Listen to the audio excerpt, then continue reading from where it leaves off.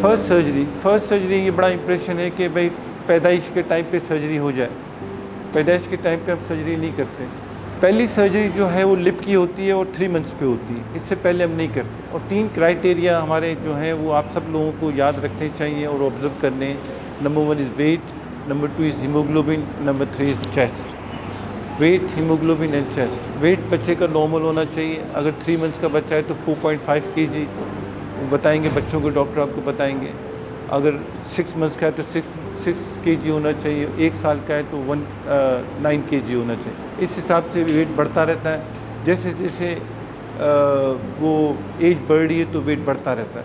Second surgery جو pellet کی surgery کی جاتی ہے وہ 9 منتھس ٹو 18 منتھس پہ کی جاتی ہے. 9 منتھس ٹو 18 منتھس, ٹھیک ہے نا. اب لوگ پوچھتے ہیں بھائی پہلے کیوں نہیں کرتے آپ پہلے کیوں نہیں کرتے, پیدائش کے ٹائم پہ کیوں نہیں کرتے, یا لپ کیا پیدائش کے ٹائم پہ 3 مہینہ کیوں آپ سائیکولوجیکل ٹراما میں رکھتے ہیں ماں باپ کو, ٹھیک ہے نا.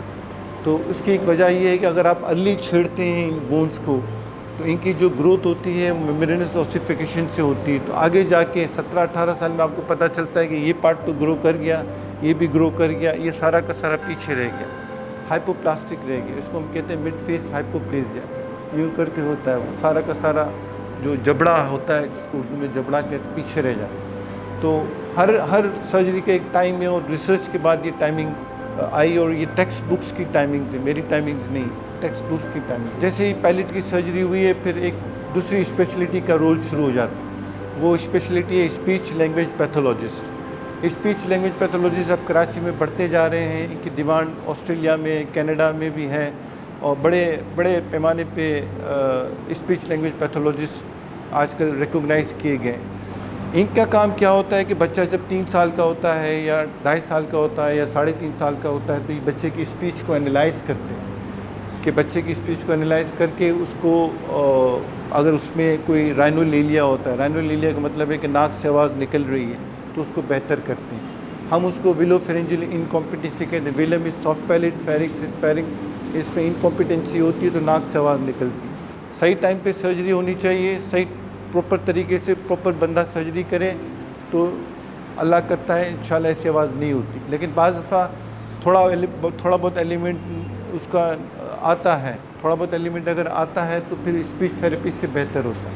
اگر آپ اسپیچ تھیراپی کرتے ہیں تو وہ بہتر ہو جاتا ہے. اسپیچ تھیراپی اگر فیل ہوتی ہے تو پھر ہم فیرنگوپلاسٹی کرتے ہیں. فیرنگوپلاسٹی میں ہم یہ کرتے ہیں کہ فیرنگ سے ایک فلیپ اٹھاتے ہیں, اس کو سافٹ پیلٹ پہ لگاتے ہیں تاکہ ایئر اسکیپ تھوڑا سا کم ہو جائے, اس سے بہتری ہوتی ہے. تھرڈ سرجری جو ہم کرتے ہیں وہ جو میں بتا رہا تھا ایلولس کی سرجری ہم کرتے ہیں 8 to 11 ایئرس میں, بیفور ایرپشن آف کنائن ٹوتھ. یہ آرتھوڈونٹسٹ اس وقت واپس ہمارے ساتھ آ جاتے ہیں. یہ لوگ دیکھتے رہتے ہیں, الائنمنٹ کرتے رہتے ہیں اور ہمیں کہتے ہیں کہ ایرپشن ہونے والا ہے کنائن ٹوتھ کا, آپ بون گرافٹ ڈالیں.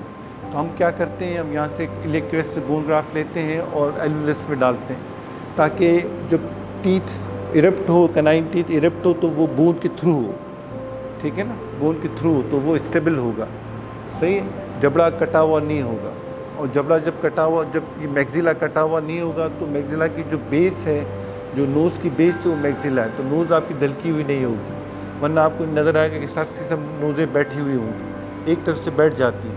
فورتھ سرجری جو ہے ہم وہ رائنوپلاسٹی کرتے ہیں. رائنوپلاسٹی کاسمیٹک رائنوپلاسٹی بھی ہوتی ہے اور کلیفٹ رائنوپلاسٹی بھی ہوتی ہے.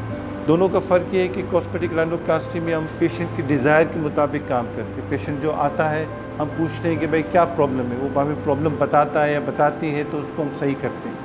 لیکن کلیفٹ رائنوپلاسٹی میں ہم جو اسٹگما ہوتے ہیں کلیفٹ کے, کہ ڈھلکی ہوئی نوز ہے, سیپٹم ڈیویٹڈ ہے, لپ اوپر چڑھا ہوا ہے, اس کو سب کو بہتر کرتے ہیں. اور یہ 18 سال کی عمر کے بعد کی جاتی ہے اور پیشنٹ کی مرضی سے کی جاتی ہے. اگر آپ ارلی کریں گے سرجری تو مڈ فیز ریٹروژن ہوگا. یہ مڈ فیز ریٹروژن ہے بیفور, اور اس کو پھر ہم نے بہتر کیا ہے, اس کو میگزیلری ایڈوانسمنٹ کر کے اس کو بہتر کیا ہے. اگر آپ صحیح ٹائم پہ صحیح سرجری کریں گے تو انشاءاللہ تعالیٰ صحیح چیزیں سب بیٹھیں گی اور یہ مسئلے نہیں آتے. لیکن مڈ فیز ریٹروژن اس وقت ہوتا ہے یا مڈ فیز ہائپوپلیزیا اس وقت ہوتا ہے جب ارلی سرجری کر دی جاتی ہے یا صحیح سرجری نہیں کی جاتی.